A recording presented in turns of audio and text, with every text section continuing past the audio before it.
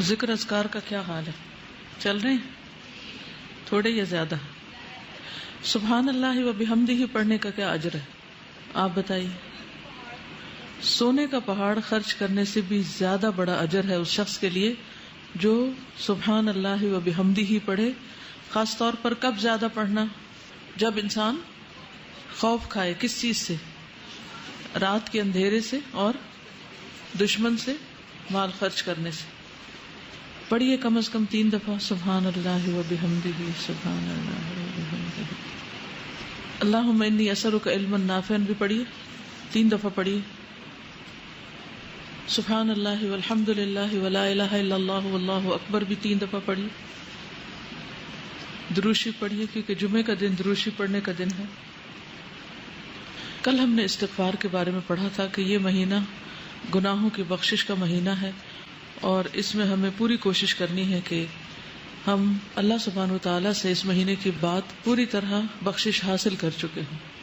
نبی صلی اللہ علیہ وسلم روایت کرتے ہیں اللہ سبحانہ وتعالی سے، حدیث قدسی ہے، اللہ تعالیٰ فرماتے ہیں یا عبادی انکم تخطئون باللیل والنہار وانا اغفر الذنوب جمیعا فاستغفرونی اغفر لکم.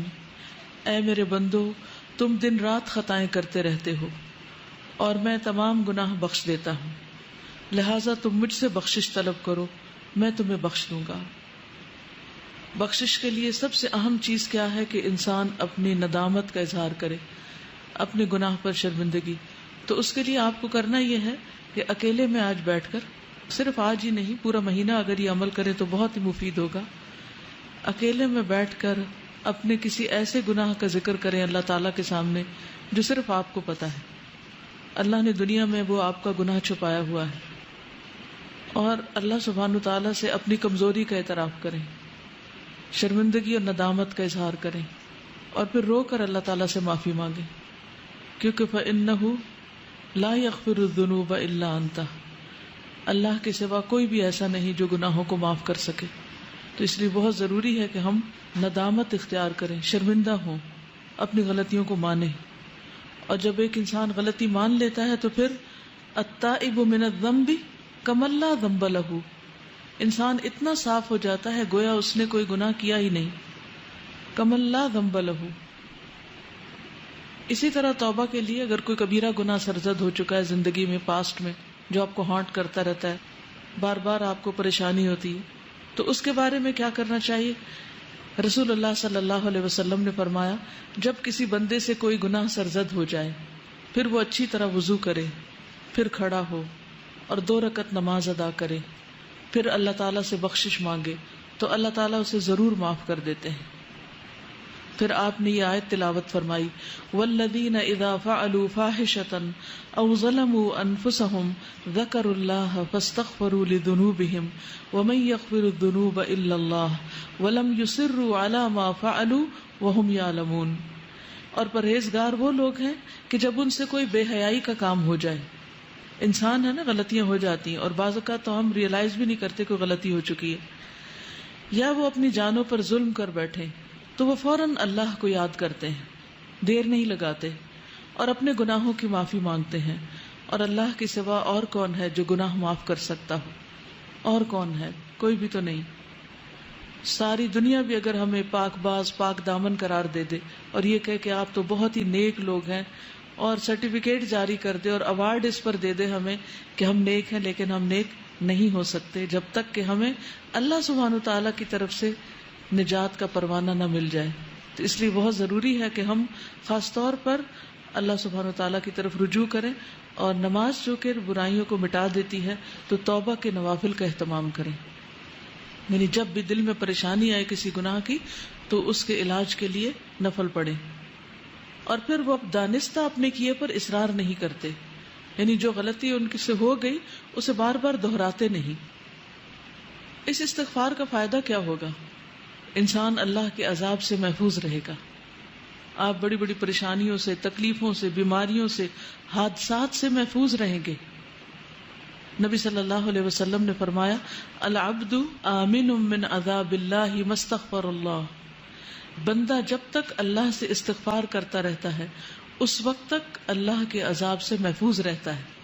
جیسے قرآن مجید میں بھی آتا نا کہ اللہ ان کو عذاب نہیں دے گا جب تک کہ وہ استغفار کرتے رہیں. تو آپ کے اندر کسی بھی قسم کا اگر کوئی خوف ہے، بعض اوقات کچھ لوگوں کو فوبیاز ہوتے ہیں، یہ چھت نہ مجھ پہ گر پڑے، یا بلندی پہ جانے کا خوف ہوتا ہے، یا اپنی جان مال اولاد کے بارے میں کوئی بھی خوف ہوتا ہے، کسی بھی قسم کا کوئی خوف آپ کو جب ستاتا ہے اپنے مستقبل کا، بڑھاپے کا، آخرت کا، تو ان سب سے بھی نجات پانے کا ذریعہ یہی ہے استغفار. کیونکہ العبد آمن من عذاب اللہ ما استغفر اللہ، بندہ اللہ کے عذاب سے امن میں ہے. اللہ تعالیٰ ایسے بندے کو عذاب نہیں دے گا جب تک کہ وہ استغفار کرتا رہتا ہے.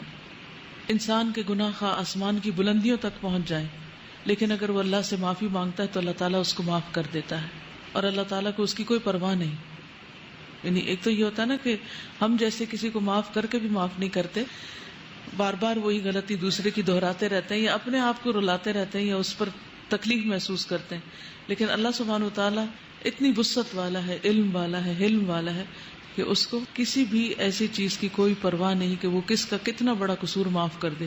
اس کے خزانوں میں کوئی کمی نہیں آتی، اس کے لیے کچھ مشکل نہیں، نہ اس کے اندر بخل ہے اور نہ کسی قسم کا کوئی حسد ہے. وہ خوشی سے معاف کرتا ہے، بس شرط یہ ہے کہ ہم معافی مانگنے والے ہوں. اور ہر انسان خطا کار ہے، اور بہترین خطا کار وہ ہیں جو بہترین اور بہت زیادہ توبہ کرنے والے ہیں، التوابون ہیں. اور پھر یہ بھی خوشخبری ہے کہ آپ کے گناہ نیکیوں میں بدل جائیں گے.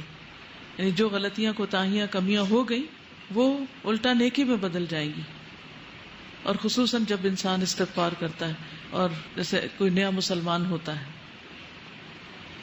اسی طرح اپنی بک آف ڈیڈ کے بارے میں کبھی کبھی ہمیں ضرور فکر لگتی ہے کہ پتہ نہیں اس میں کیا لکھا ہوا، کس درجے کا سامنے آئے گا، اور اسے دیکھ کر ہماری کیفیت کیا ہوگی، ہمیں پتہ نہیں شرمندگی ہوگی، ہم اسے فیس کر سکیں گے یا نہیں. تو جو شخص چاہتا ہے کہ اپنا صحیفہ دیکھ کر خوش ہو جائے، اسے چاہیے کہ استغفار کی کثرت کر دے، کیونکہ اس میں سے وہ سارے انوانٹیڈ چیزیں رب ہو جائیں گی، اریز ہو جائیں گی، صاف ہو جائیں گی. جیسے بچے کام کرتے ہیں نا، ہوم ورک کرتے ہیں اور بڑے کانشیسلی کرتے ہیں، پھر اگر کوئی ایکسٹرا ڈاٹ بھی لگ جائے تو فوراً ربڑ لے کے اس کو مٹانے لگتے ہیں، یا وائٹنر لے کے اس کو، کہ یہ نظر نہ آئے. تو اسی طرح ہم بھی ہر روز اپنا ہوم ورک کر رہے ہیں آخرت کے لیے، اور کچھ نہ کچھ دھبا اس میں لگا ہی بیٹھتے ہیں، نہ چاہتے ہوئے بھی کہیں نہ کہیں کچھ ہو جاتا ہے. تو اس کے لیے بہترین طریقہ کیا ہے کہ ہم ساتھ ہی استغفار کا وائٹنر پھیر دیں، اور اتنا خوبصورت رجسٹر ہو کہ دیکھ کے دل خوش ہو جائے. جیسے ایک ٹیچر بچے کا کام دیکھ کر خوش ہو جاتی ہے نا کہ ایکسیلنٹ، بہت ہی بہترین ہے. تو اللہ سبحانہ و تعالی ہمارا عمل دیکھیں اور خود ہم اس کو دیکھیں تو ہم خوش ہو جائیں. آپ صلی اللہ علیہ وسلم نے اس شخص کو خوشخبری بھی دی ہے، طوبی لمن وجد فی صحیفته استغفارا کثیرا. اور اس کے لیے ہمیں کرنا کیا چاہیے؟ اپنی زبان میں بھی استغفر اللہ کہیں، اللہ سے معافی مانگے، اور مختلف جو استغفار کی دعائیں ہیں ان کو پڑھیں. انشاءاللہ ایک نیا کارڈ بھی بن رہا ہے جس میں سارے استغفار قرآن مجید سے اور مسنون جتنی بھی دعائیں استغفار کی ان سب کو جمع کریں، تاکہ کوئی کسر نہ چھوڑیں اللہ سبحانہ تعالیٰ سے معافی مانگنے کی ہر طریقے سے. کیونکہ بعض اوقات ہوتا ہے نا، ایک انداز میں بات کرنا اللہ تعالیٰ کو پسند آتا ہے، اور بعض اوقات ایک اور انداز میں زیادہ افیکٹو ہوتا ہے. تو ہمیں نہیں پتا کہ کون سا طریقہ اللہ کو زیادہ پیارا ہو، تو ہم سارے طریقے اختیار کر لیتے ہیں تاکہ اللہ تعالیٰ ہمیں معاف فرما دے. اور عام طور پر جو کثرت سے آپ چلتے پھرتے پڑھ سکتے ہیں، واستغفر اللہ العظیم الذی لا الہ الا هو الحی القیوم واتوب الیہ، اس کا اتنا زیادہ اجر بتایا جاتا ہے کہ اگر کوئی میدان جنگ سے بھاگا، اور یہ کبیرہ گناہ ہے میدان جنگ سے بھاگنا، تو اس کو بھی معاف کر دیا جاتا ہے جو شخص یہ پڑھتا ہے، استغفر اللہ العظیم الذی لا الہ الا هو الحی القیوم واتوب الیہ. پھر اسی طرح یہ ہے کہ انسان کو اس بات کی بھی توقع رکھنی چاہیے کہ میرے اس استغفار سے میرا رب خوش ہو رہا ہے، کیونکہ وہ اونٹنی والی جو حدیث آتی ہے کہ اللہ تعالیٰ اس بندے سے زیادہ خوش ہوتا ہے جس کو صحرا میں کھوئی ہوئی اونٹنی مل جاتی ہے. تو جب ہم استغفار کرتے ہیں تو یہ کوئی معمولی فعل نہیں ہے، اللہ سبحانہ تعالیٰ اپنے بندے سے راضی ہو جاتے ہیں، خوش ہو جاتے ہیں. اور پھر آئندہ کے لیے گناہوں سے ڈرتے بھی رہنا چاہیے. یہ نہیں کہ انسان دلیر ہو جائے کہ اللہ تعالیٰ خوش ہوتے ہیں تو پھر میں اور جی بھر کے گناہ کر لوں. نہیں، مومن جو ہے وہ گناہ کو اپنے اوپر پہاڑ کی طرح سمجھتا ہے، جیسے کوئی پہاڑ گر گیا اس پر، اتنا پریشان ہوتا ہے، وہ اتنا تکلیف اٹھاتا ہے گناہ کر کے. اور منافق جو ہوتا ہے یا فاجر، وہ ایسے جیسے ناک پہ بیٹھی مکھی اور اس کو ہاتھ کے اشارے سے اڑا دے، یعنی اسے معمولی سی چیز ہے. اور پھر صبح و شام سید الاستغفار بھی انسان پڑھتا رہے. اور ہر مجلس کے اختتام پر. جیسے حالانکہ ہم قرآن پڑھ رہے ہوتے ہیں لیکن پڑھتے اور پڑھاتے ہوئے ہو سکتا ہے کوئی ایسی بات منہ سے نکل جائے جو اللہ تعالیٰ کو پسند ہے, اور بھول چوک تو لازم ہے, ہو ہی جاتی ہے, نہ کرتے ہوئے بھی ہو جاتی. تو ایسی ساری چیزوں اور کمیوں کوتاہیوں کا جو طریقہ ہے وہ پھر استغفار میں ہی ہے. اور وہ کیا ہے؟